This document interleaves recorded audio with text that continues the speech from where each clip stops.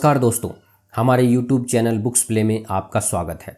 आज हम बात करने वाले हैं जॉन ग्रे की किताब men are from Mars, women are from Venus की। इस विश्वविख्यात पुस्तक में बताया गया है कि पुरुषों और महिलाओं की विचारधारा अलग अलग होती है, जिस वजह से उनमें सही तालमेल नहीं हो पाता। दोस्तों, मुझे लगता है कि सुखी वैवाहिक जीवन के लिए इस किताब को पढ़ना अनिवार्य है, ताकि घर में संघर्ष के बजाय प्रेम का माहौल बने।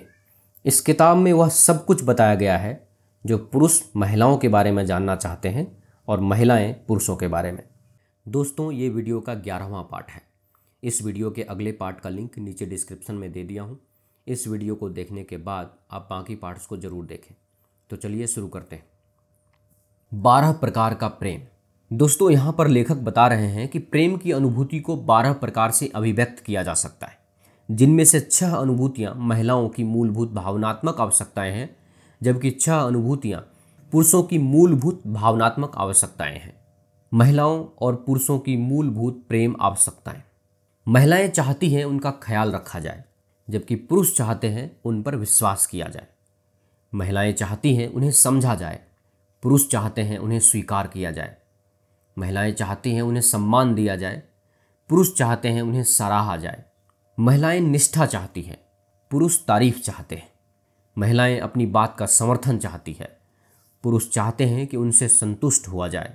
महिलाएं बार बार आश्वस्त होना चाहती है, पुरुष प्रोत्साहन चाहते हैं।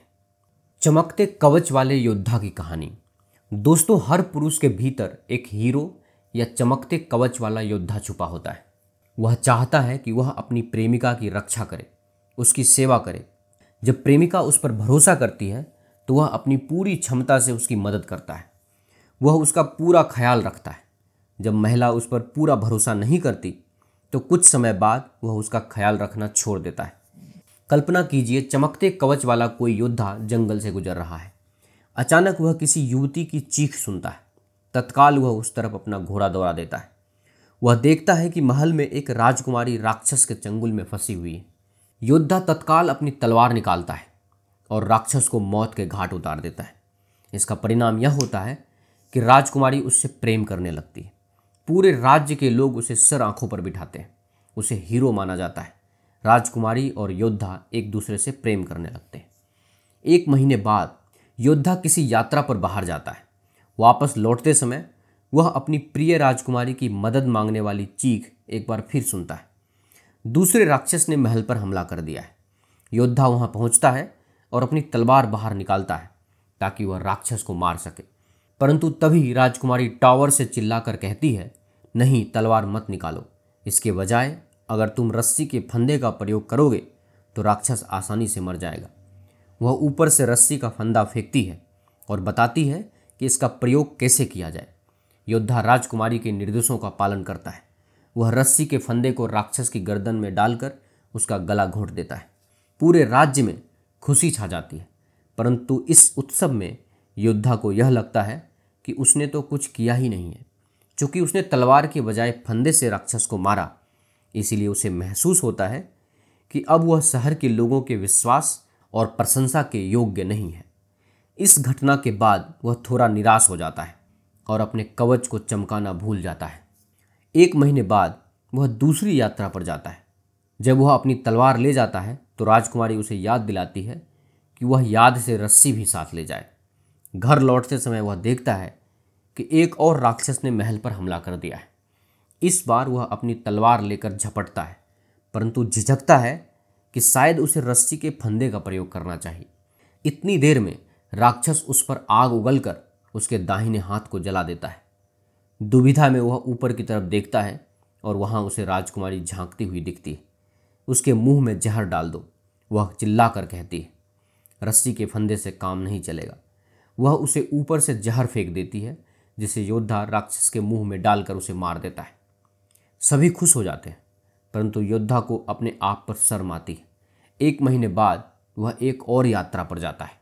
जब वह अपनी तलवार लेकर जाता है तो राजकुमारी उसे याद दिलाती है कि वह रस्सी का फंदा और जहर ले जाना ना भूले।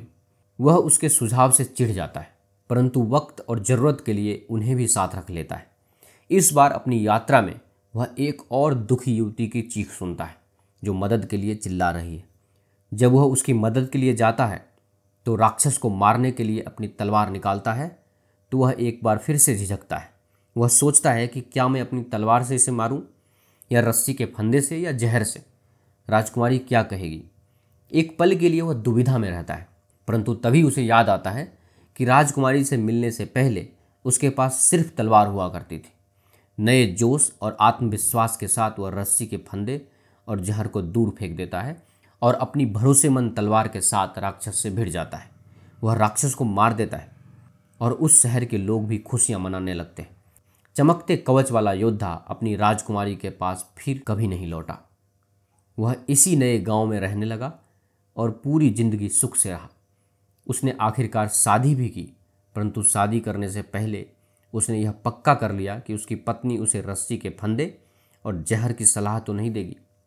याद रखें, हर आदमी के भीतर चमकते कवच वाला योद्धा छुपा होता है।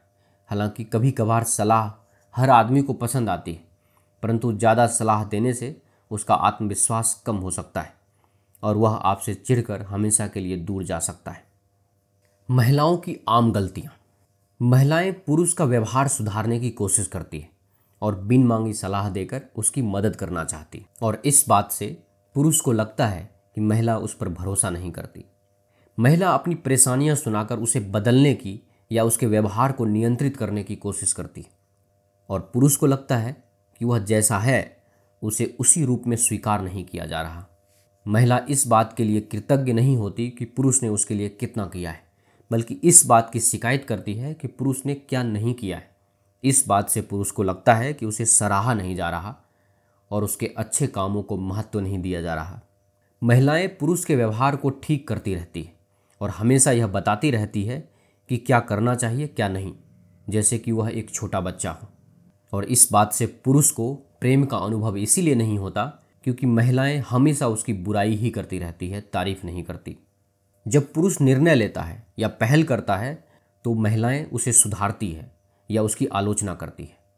पुरुष को प्रेम का अनुभव इसीलिए नहीं होता क्योंकि उसे महिला की तरफ से कोई प्रोत्साहन नहीं मिलता।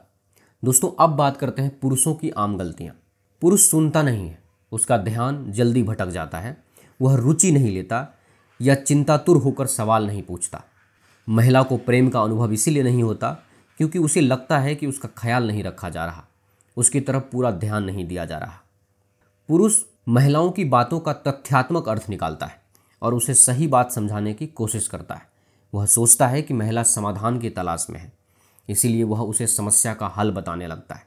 परंतु महिला को प्रेम का अनुभव नहीं होता क्योंकि पुरुष उसकी बात का सही मतलब नहीं समझ पा रहा है। पुरुष महिलाओं की भावनाओं और आवश्यकताओं के महत्व को कम करता है।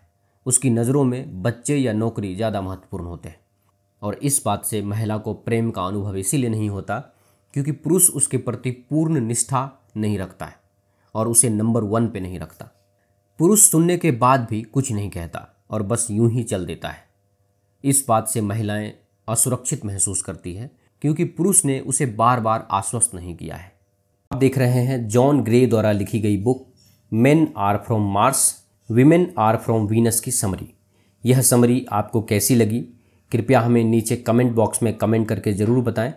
अगर आपको यह समरी अच्छा लगा हो तो इसे अपने फ्रेंड्स और फैमिली के साथ अवश्य शेयर करें, और हमारे लेटेस्ट वीडियो को देखने के लिए हमारे YouTube चैनल बुक्स प्ले को सब्सक्राइब करें। धन्यवाद।